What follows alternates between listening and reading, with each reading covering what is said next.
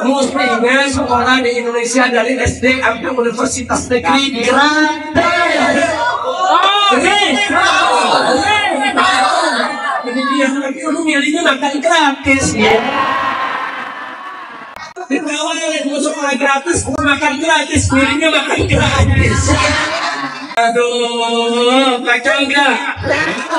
Semua yuk kita revolusi revolusi mental udah gagal.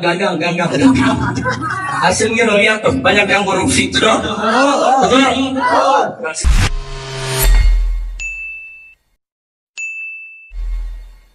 Assalamualaikum warahmatullahi wabarakatuh.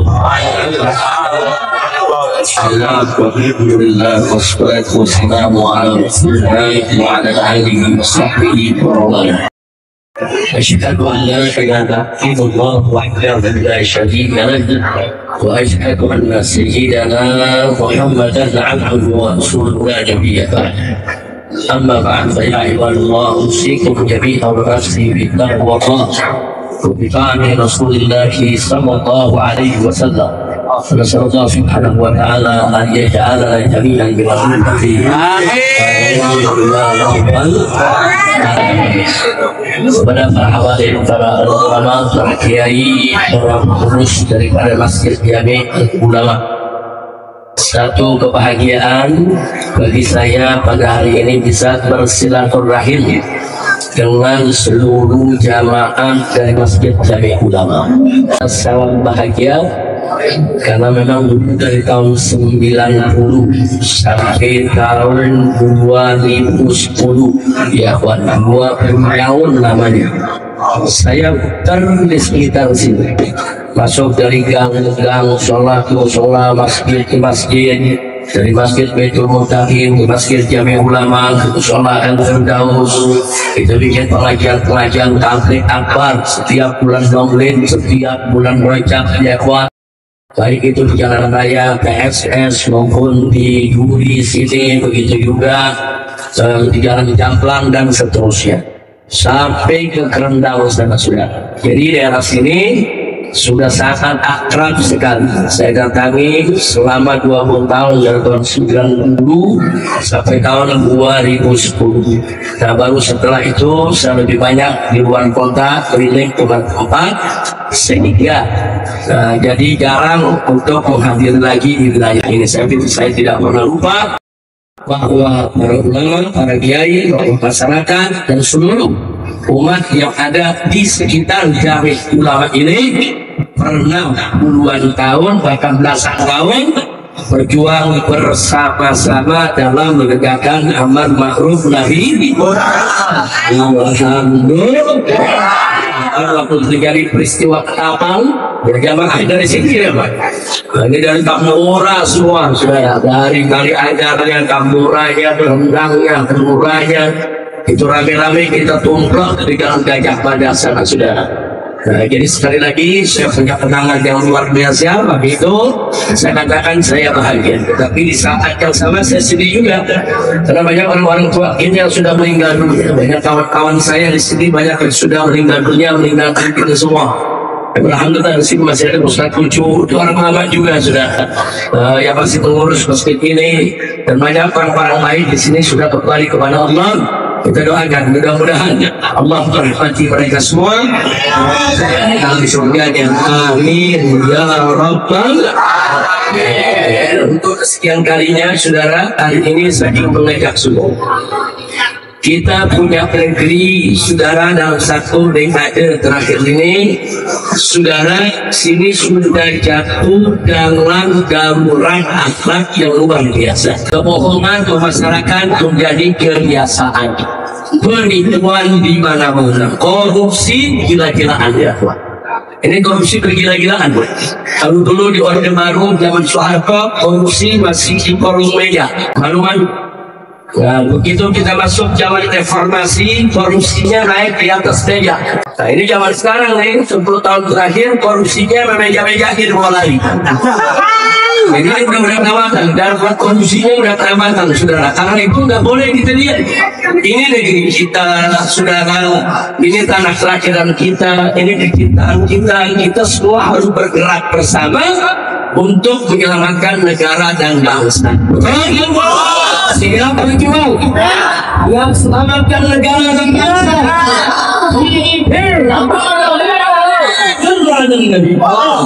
Kita mau berjuang untuk menyelamatkan negara dan bangsa. Ibda binafsi, mulai dari dirimu. Kita mulai dari diri kita masing-masing ya. Kita mulai dari diri kita. Bagaimana kita bisa menyelamatkan negara dan bangsa yang begitu besar ini kalau kita tidak menyelamatkan diri kita sendiri, saudara. Yang kemarin sholatnya sudah bagus, yuk kita tingkatkan kita punya sholat. Yang kemarin sholatnya belum bagus, yuk kita baguskan sholat kita. Yang kemarin masih belum sholat, ayo kita tegakkan dan dirikan sholat ya Pak. Mulai dari diri kita.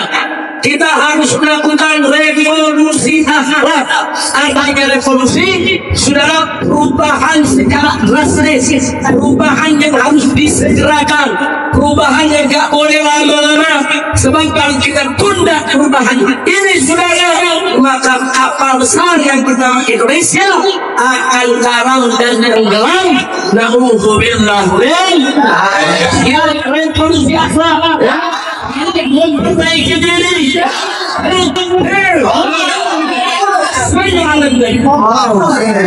Kalau kita bicara revolusi akhlak, saudara, bapak revolusi akhlak dunia tidak lain dan tidak bukan adalah Nabi kita Sayyiduna Muhammad. Bagaimana Nabi diutus oleh Allah, saudara? Untuk apa, saudara? Untuk mengeluarkan kita ini yukhrijuna minadh dhulumati ilan nur. Untuk Nabi dengan izin Allah mengeluarkan kita semua umat manusia sedunia dari zaman kegelapan kepada cahaya yang terang benderang. Dulu dunia gelap, saudara. Zaman jahiliyah bukan Arab aja yang jahiliyah, saudara. Seluruh dunia jahiliyah. Diutuslah Nabi kita Sayyidina Muhammad sallallahu alaihi wasallam. Untuk apa? Untuk memindahkan kita dari zulumat ila nur, dari kebodohan kepada kepandaian, dari kegelapan kepada cahaya yang terang benderang. Nah, sehingga acara Nabi tidak lain dan tidak bukan, saudara, untuk melakukan perubahan akhlak umat manusia. Makanya bapak revolusi akhlak adalah Nabi kita Muhammad. Dan itu sesuai dengan misi Nabi. Nabi mengatakan dalam satu hadis beliau, kama qala Nabi sallallahu alaihi wasallam, innama bu'ithu litammima makarimal. Tegas Nabi mengatakan, apa kata Nabi? Sesungguhnya aku ini diutus oleh Allah hanya litammima, untuk menyempurnakan makarimal akhlak, kemuliaan akhlak.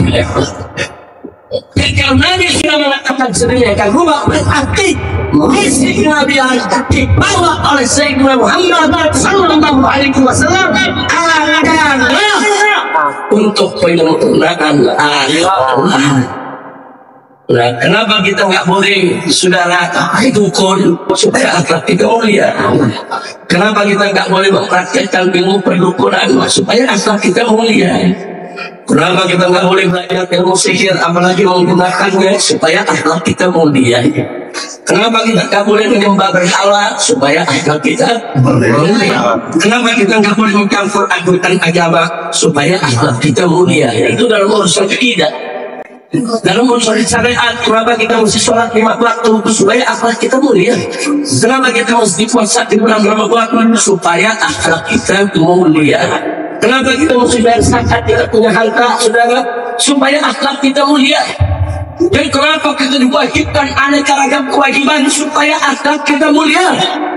Kenapa kita tidak boleh berzina? Kenapa kita tidak boleh menenggak minuman keras? Kenapa kita tidak boleh berjudi? Kenapa kita tidak boleh mencuri? Kenapa kita tidak boleh korupsi? Supaya akhlak kita mulia. Akhlak kita hilang runtuh dari mana kejayaan suatu bangsa, saudara. Akhlak kuncinya, saudara. Nah, maka itu, yuk sama-sama kita revolusi akhlak. Kenapa disilakan orang yang korupsi gila-gilaan? Karena tak punya akhlak. Karena nggak punya korupsinya nggak tanggung-tanggung triliun-triliunan. Lu pernah lihat triliunan kan? Dulu di KPU ulama saya pernah tanya tuh, pernah lihat triliunan nggak? Pernah kan? Dia triliunan kalau di Baso, ini yang namanya Turi dalam Baso. Ayo saya tanya dikit atau banyak? Dikit atau banyak dulu? Dengan kurang cari kerja susah. Orang yang punya rumah udah pada mau rubuh, betulin nggak bisa. Ada orang mau sekolah nggak bisa ke sekolah, apa sudah? Saudara, Kementerian Kesehatan mengatakan kita perlu dokter-dokter naturalisasi.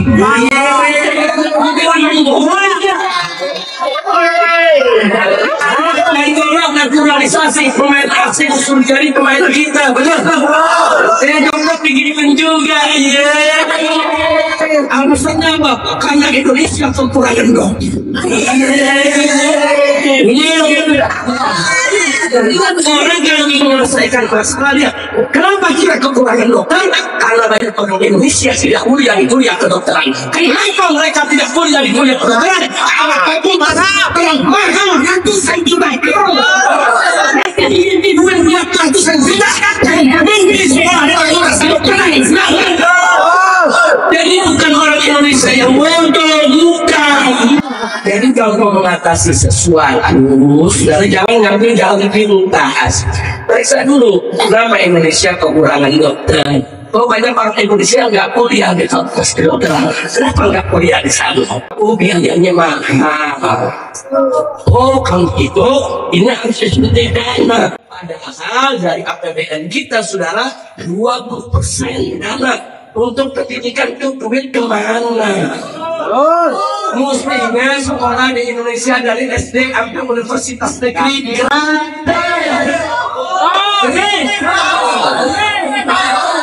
Jadi dia lagi milihnya makan gratis ya. Ditawarin mau sekolah gratis, mau makan gratis, milihnya makan gratis. Aduh, kacau enggak?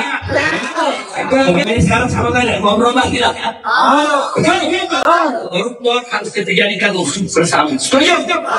Boleh kita biarkan para koruptor. Semua koruptor kita kejar. Harus hukum yang berat. Kalau nanti dibiarkan, lagi yang mesti kita lawan.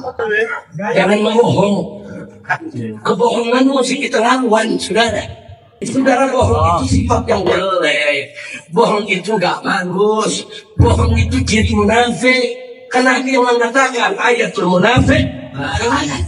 Saudara, ciri munafik itu ada 3. Kita hadatsa kadzdzaba, saudara. Kalau dia bicara, dia bohong. Wanita wa'ada, kalau dia janji, dia ingkari. Wajah tumina, kalau dia dikasih amanat, dia khianat. Udah lengkap misalnya 3, saudara. Berapa banyak pejabat kita kalau bicara, kalau janji diingkari, dikasih amanat dari pejabat, dia khianat, dia korupsi. Saya tanya, dia tuh ayat apa tandanya? Munafik. Nah, ini yang mengatakan saudara. Na'udzubillah. Sekarang sama kerajaan memimpin orang-orang munafik tidak? Memimpin orang-orang munafik tidak? Sama-sama sudah. Jadikan kebohongan sebagai musuh bersama. Nah karena itu sekali lagi saya ajak semua kita revolusi. Kita punya nabi sudah. Beliau melakukan revolusi akhlak. Ini misi kenabian berbawa. Nah, ajaibnya, menakjubkannya, saudara, sebelum Nabi mengajak orang lain berakhlak baik, beliau sudah tampil menjadi manusia yang akhlaknya paling baik. Saking bagusnya akhlak Nabi, saking baiknya akhlak Nabi, saudara, saking luar biasanya akhlak Nabi, diberikan kesaksian dan pujian oleh Allah Subhanahu wa Ta'ala dan Al-Qur'anul Karim. Allah nyatakan kepada Nabi, قال الله تعالى لنبيه محمد صلى الله عليه وسلم وإنك لعلى خلق عظيم. Sesungguhnya engkau ya Muhammad, sesungguhnya engkau wahai Rasul, wahai Nabi, la'ala khuluqin azim, sungguh berada di atas dan sungguh memiliki akhlak yang azim, akhlak yang agung, akhlak yang sangat mulia. Itulah Nabi kita Sayyiduna Muhammad. Alaihi Wasallam. Jadi apa gunanya kita jadi muslim kan tak punya akhlak, saudara? Apa gunanya orang sholat tiap hari tapi nggak punya akhlak? Apa gunanya dia puasa bayar zakat kalau nggak punya akhlak? Akhlak termasuk akhlak, jangan bohong itu akhlak, jangan ingkar janji itu akhlak, saudara. Kalau kita punya utang bayar itu kita kepada orang itu akhlak, jangan lagi utang, saudara. Jangan akhlak menyakiti orang itu akhlak, jangan ganggu orang itu akhlak, jangan mencuri barang orang itu akhlak, jangan korupsi itu akhlak, saudara. Jaga akhlak. Makanya saya katakan tadi Indonesia sedang darurat. Makanya diubah tidak? Makanya diubah tidak?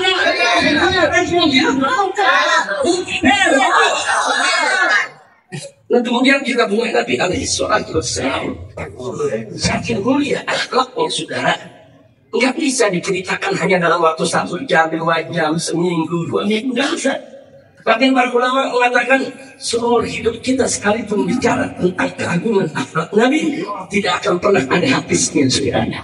Sallallahu alaihi wasallam biasa. Oleh karenanya Sayyidatuna Aisyah radhiyallahu ta'ala anha ketika beliau ditanya pada seseorang tentang akhlak Nabi, dikatakan ya ummul mukminin, wahai ibunya orang-orang yang beriman, itu Sayyidah Aisyah.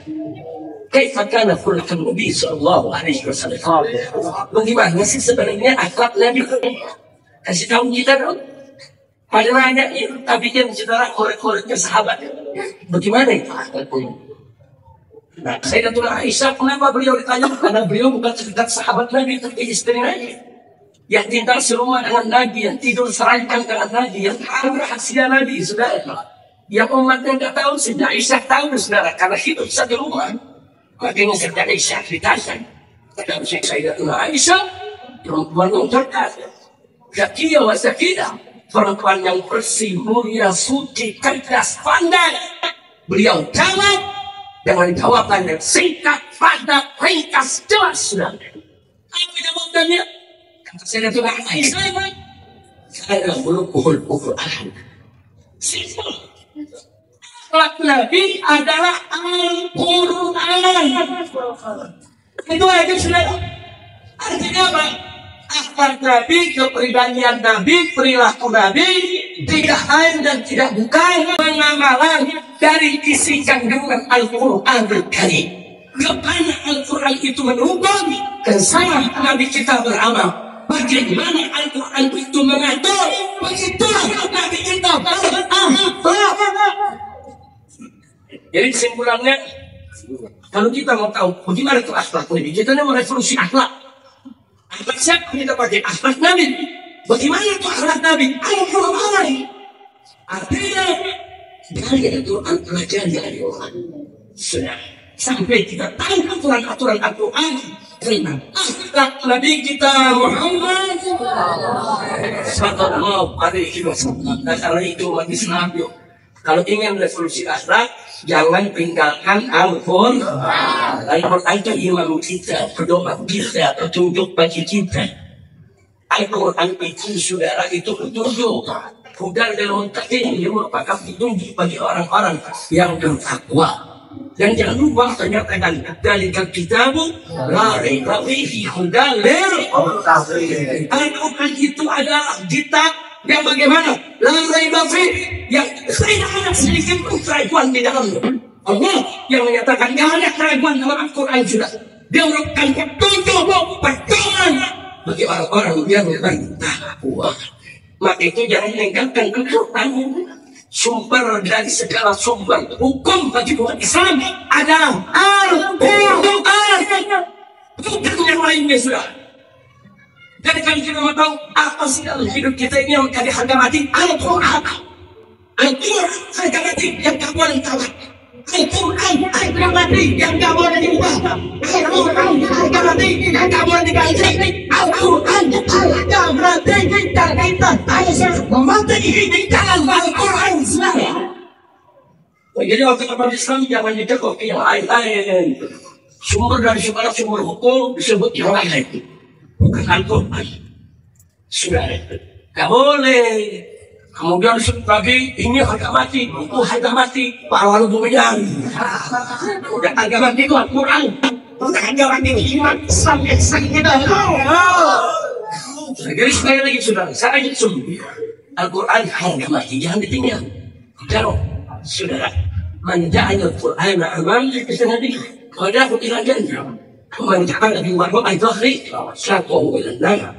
Barang siapa yang menjadikan Al-Quran di depan dia sebagai imam, sebagai petunjuk, sebagai pemimpin, saudara kau tahu tak kan Al-Quran akan menuntun dia masuk ke dalam surga. Sebaliknya kata tadi, menjadi Al-Quran. Barang siapa menjadikan Al-Quran di belakang tulang umumnya, maksudnya di belakangnya Al-Quran, diremehkan Al-Quran, dia tinggalkan Al-Quran, dia nggak mau pakai hukum Al-Quran, bahkan dia hina Al-Quran itu sudah tidak sesuai dengan zaman ini, dia hina Al-Quran sudah ada luasa, yang seperti ini kata Nabi, sudah sakahu nanar, Al-Quran terjorok tidak dalam neraka jahannam. Na'udzubillah min nah kira-kira semoga ada yang hadir sini siap masuk surga. Begitu siap jadikan Al-Quran sebagai imam, pemimpin, siap baca Al-Quran, siap baca Al-Quran, kali Al-Quran, siap pelajari Al-Quran, siap mendengarkan isi kandungan Al-Quran. Al-Quran imam kami, Al-Quran perjuangan kami, Al-Quran satukan kami, Al-Quran satukan kami semua, Al-Quran imam kami, Al-Quran perjuangan kami, Al-Quran petunjuk kami, Al-Quran satukan kami. Sibera Islam, Sibera Islam, Sibera Islam, Allahu Akbar. Sibera Islam, Sibera Islam, Sibera Islam, Allahu Akbar. Allahu Akbar, Allahu Akbar, Allahu Akbar, Allahu Akbar, Allahu Akbar, Allahu Akbar, Allahu Akbar. Saudara, kita aksi bela Islam itu aksi bela Quran, jangan lupa. Kita nggak ridho Al-Quran kita dinistakan oleh siapapun. Betul kan? Itu sekarang saya ajak. Siap revolusi Al-Quran? Siap revolusi Al-Quran? Siap baca Al-Quran? Siap dari Al-Quran? Siap amankan isi kandungan Al-Quran? Dan jadikan Al-Quran sebagai sekali lagi saudara kita berpegang kepada Al-Quran. Jangan bagi diganti-ganti, jangan saudara, jangan perempuan lah harga mati, kamu lah harga mati, ada tuh, nggak sekalian potangka harga mati, harga mati Al-Quran, harga mati iman kita, nggak boleh diganti, betul, betul, kita saja semua, yuk kita revolusi revolusi mental udah gagal. Hasilnya lo lihat tuh, banyak yang korupsi, betul. Nah, sekarang saya bahagia nih, solusi aja nih. Sekarang alhamdulillah doa umat Islam di Bali ada diterima. Di mana saya pada baca, masuk zolimin bin zolimin. Itu namanya muskil di musuh orang yang ada tablik. Apalagi Ustaz Zainuddin Ali setiap tampil terus baca selawat tasgirin zolimin. Diterima belum bukti ini diterima mana lu lihat aja setan daripada ribut,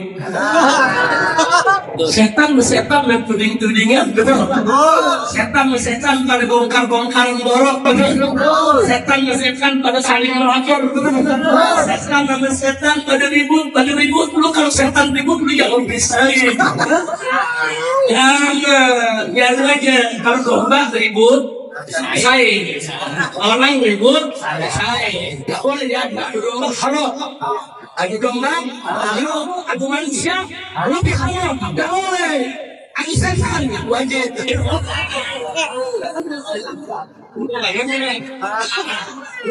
Setannya siapa yang bikin di sini? Gua sebut, nggak jadi bebas kesengan. Bahkan bilang, lu mau gue bebaskan Islam? Kamu enggak? Jangan tanya setannya siapa ya? Ya bukan, kalau ditanyakan mau siapa? Begitu gue jawab, keluar tangkap lagi. Masya Allah, kira-kira paham udah semua? Jadi kalau setan bersetan lagi di mulut, lu bilang mikir aja gitu, kopi, makan sekedar. Dia ada jelas, kalau setan yang satu, joblok situ satu, kau tinggalan.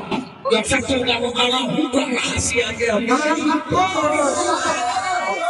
Suci bagus kah? Banyak kah? Bikin lagi ini biangnya setannya, biang jaroknya, insya Allah beberapa bulan lagi masuk penjara.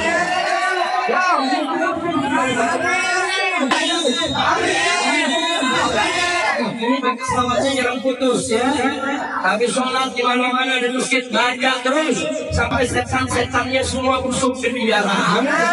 Yang besok orang-orang baik yang memimpin negeri kita. Ya Rabbal